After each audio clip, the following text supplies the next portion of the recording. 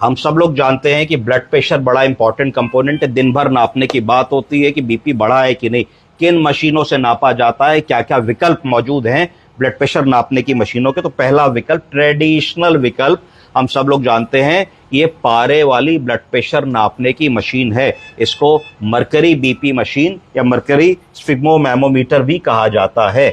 अब ये मशीन धीरे धीरे कम उपयोग में आती है क्योंकि इसमें पारा होता है, पारा जहरीला होता है, उसके और इंटॉक्सिकेशन होते हैं, कभी गिर जाता है, किसी ने पी लिया, किसी ने खा लिया तो दिक्कत होती है। तो अब हम लोग इन मशीनों पे आ गए हैं। इन मशीनों को कहा जाता है डिजिटल स्फिग्मोमैमोमीटर।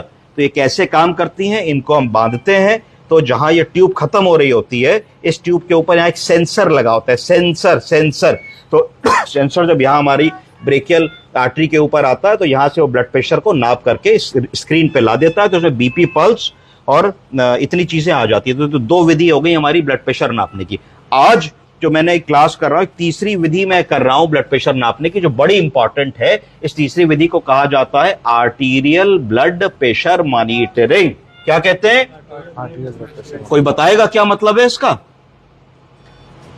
डायरेक्ट जो आर्टीरियल ब्लड प्रेशर आ रहा है ये उसका मेजरमेंट हम पल्स नापते हैं। इस विधि में क्या करते हैं कि एक किसी आर्टरी में जो आपको पसंद हो, रेडियल, ब्रेकियल, डॉर्सेलिस पेडिस, फीमोरल, उसके अंदर आप एक कैथेटर इंसर्ट कर देते हैं। उस कैथेटर को एक मैकेनिज्म के थ्रू जोड़ देते हैं और आपका एक्चुअल ब्लड प्रेशर नपने लगता है। एक्चुअल ब्लड प्रेशर का क्या मतलब है? हर सेकंड में दिल एक बार धड़क रहा है तो हर सेकंड का एक्चुअल ब्लड प्रेशर नपने लगेगा। ऐसी चीज की जरूरत कहां पड़ती है?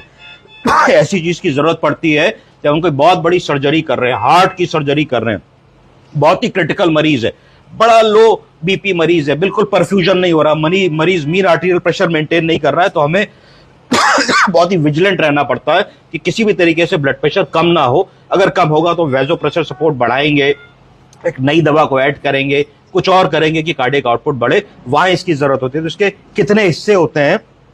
सबसे पहले तो हमें एक कैथेटर डालना पड़ता है। इस पर्टिकुलर केस में हम लोगों ने फीमोरल आर्टरी में कैथेटर डाला है। कहां डाला है? पेशेंट बहुत सिक था, बीपीलेस पल्सलेस था, तो फीमोरल आर्टरी में ही जा पाया। प्रेफरेबली यहां डालना चाहिए था रेडियल में, पर इसमें फीमोरल में गया। तो फीमोरल आर्टरी में कैथेटर डाला, फिर उससे एक पाइप आया।